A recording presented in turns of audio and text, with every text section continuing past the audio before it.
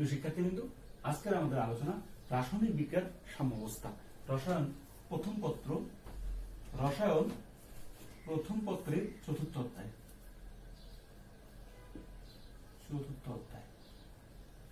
দেখো তাহলে কি রাসায়নিক সাম্যাবস্থা। রাসায়নিক সাম্যাবস্থাটা কি সেটি আগে আমরা দেখি। ফার্স্ট আমরা দেখব রাসায়নিক বিক্রিয়ার সাম্যাবস্থা কি। রাসায়নিক বিক্রিয়ার সাম্যাবস্থা।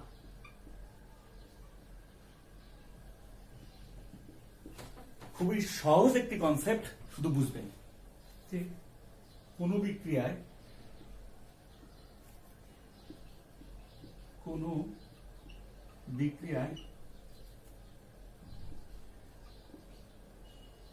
বিক্রিয়ক সমূহ হতে উৎপাদ তৈরির হার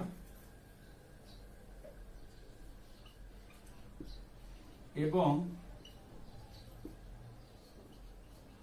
উৎপাদ হতে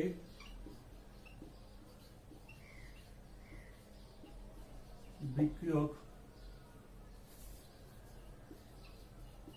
তৈরির হার যদি সমান হয় তাহলে উক্ত বিক্রিয়াকে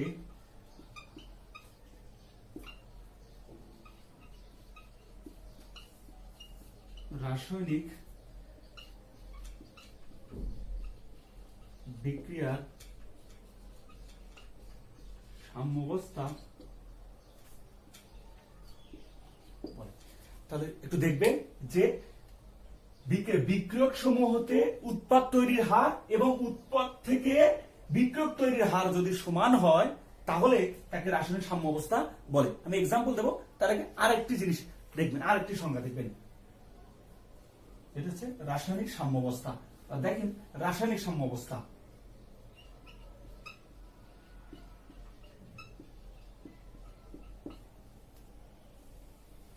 রাসায়নিক সাম্যাবস্থাটা দেখেন, তারপর আমি দুটো মিলেই এক্সাম্পলটা আপনাদেরকে বুঝিয়ে দিচ্ছি। কোন বিক্রিয়ার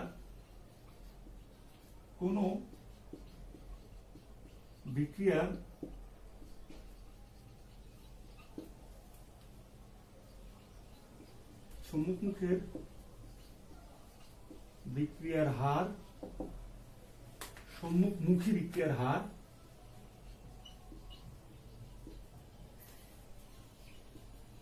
ও পশ্চাদমুখী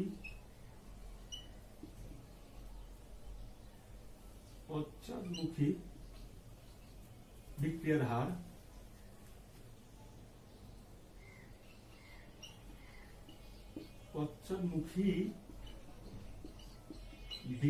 হার যদি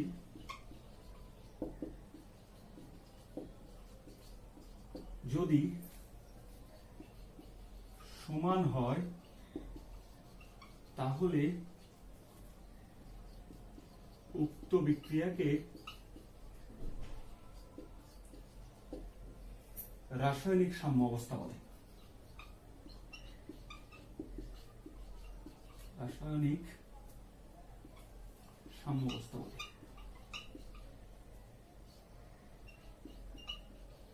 রাসায়নিক সাম্যাবস্থা বলে। দেখেন কোন বিক্রিয়ার সম্মুখমুখী বিক্রিয়ার হার এবং পশ্চাৎমুখী বিক্রিয়ার হার যদি সমান হয় তাহলে উক্ত বিক্রিয়াকে আমরা কি বলবো? রাসায়নিক সাম্যাবস্থা। আর এই রাসায়নিক সাম্যাবস্থা ও রাসায়নিক বিক্রিয়ার সাম্যাবস্থা সবগুলাই উভমুখী বিক্রিয়া। তো আপনারা দেখেন সবগুলাই কি বিক্রিয়া? উভমুখী বিক্রিয়া। উভমুখী বিক্রিয়ার ক্ষেত্রে ঘটবে। উদাহরণ বোঝার চেষ্টা করে, উদাহরণ দেখেন, এ একটি বিক্রিয়ক, এই জায়গা থেকে কি উৎপন্ন হয়? বি উৎপন্ন হয়। দেখেন এ একটি বিক্রিয়ক থেকে কি উৎপন্ন হয়? বি উৎপন্ন হয়। যখন বিক্রিয়া শুরু হয়নি, শুরুর পূর্বে প্রাথমিক অবস্থায় এটি হচ্ছে 1 মোল আর উৎপাদ পেয়েছে 0 মোল, বা উৎপাদ তৈরি হয়নি। যখন এখান থেকে আলফা মোল বিয়োজিত হবে তাহলে উৎপাদ কত হবে? আলফা মোল। তো দেখো যে এখান থেকে যে পরিমাণ বিয়োজিত হবে ঠিক সেই পরিমাণ কিছু উৎপন্ন হবে, উৎপাদ উৎপন্ন হবে।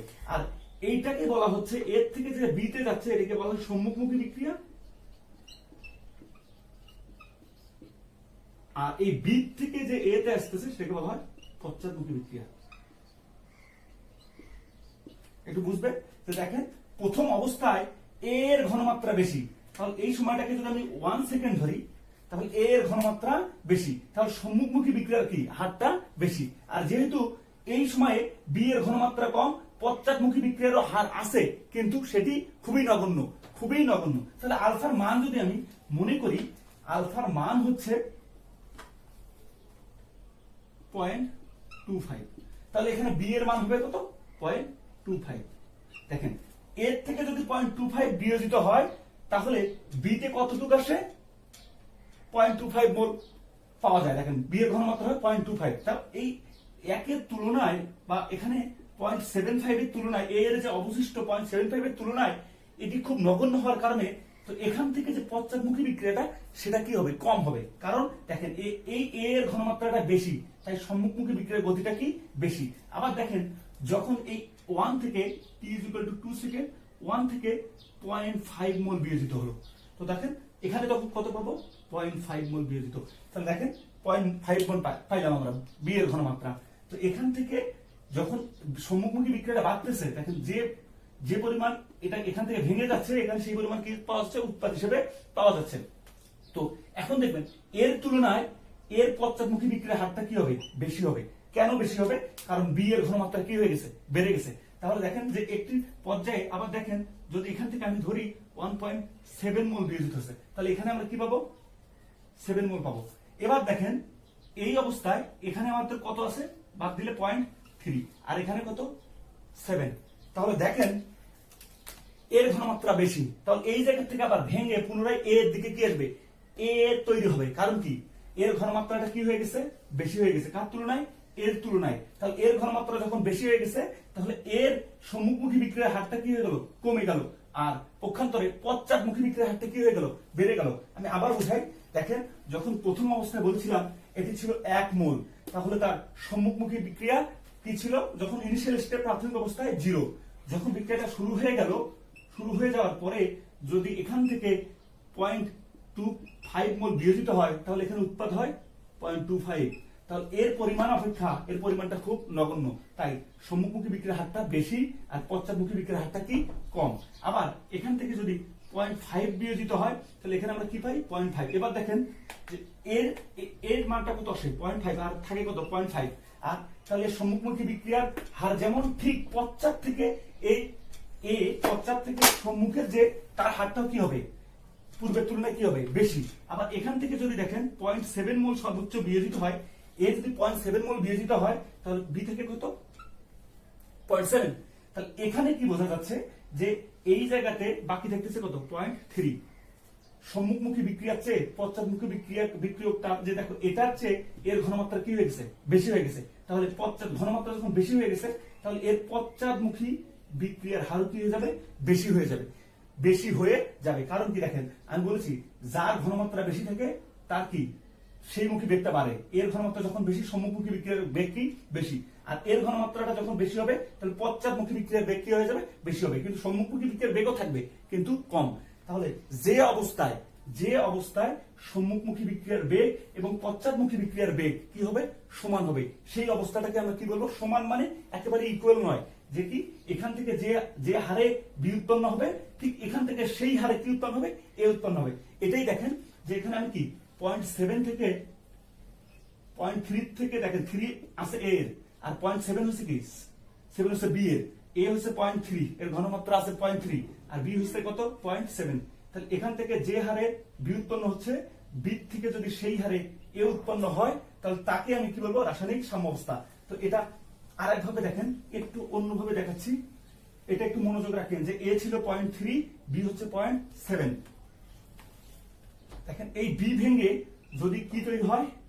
এ তৈরি হয়। তাহলে বি থেকে এ এটি হচ্ছে সম্মুখ, আর এর থেকে বি এটি হচ্ছে পশ্চাৎ। দেখেন তাহলে এর থেকে বি এটি হচ্ছে পশ্চাৎ, আর এটার থেকে কি? বি থেকে এ হচ্ছে সম্মুখ। এখানেই যদি আমি চিন্তা করি 0 1 মোল ছিল, 1 মোল থেকে কত বিয়োজিত হলো ফার্স্ট 0.25, তাহলে এখানে কত হবে 0.25। দেখেন তারপর আমি কি বললাম, সময় যখন আরো বাড়তেছে 2 সেকেন্ড, এখান থেকে কত বিয়োজিত হলো 0.5, তাহলে এখানে কত হলো 0.5। আবার দেখেন এখান থেকে দেখেন আমি যদি বলি এখান থেকে সর্বোচ্চ 0.3 বিয়োজিত হলে এখানে কত হবে 0.7। দেখেন 0.7, 3 যদি হয় 0.7। আবার এখান থেকে দেখেন যদি এখান থেকে কি থাকলো, পরে এখানে বাকি থাকলো 0.7, এখানে হলো কত 0.3।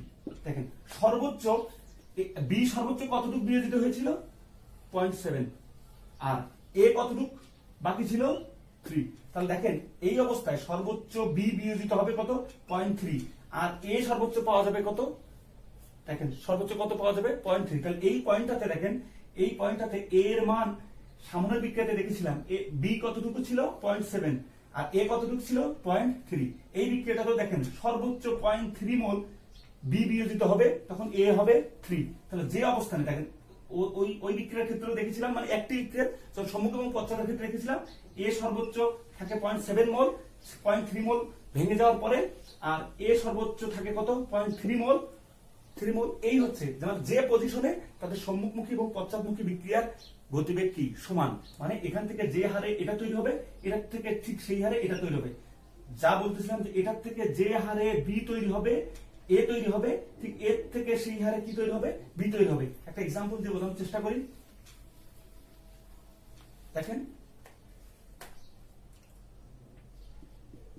হাইড্রোজেন গ্যাস, আয়োডিন গ্যাস বিক্রিয়া করে তৈরি হয় হাইড্রোজেন আয়োডাইড গ্যাস। তো দেখেন রিঅ্যাকশন যখন 0 তখন এখান থেকে 1 মোল, এটা 1 মোল, উৎপাদ কত 0।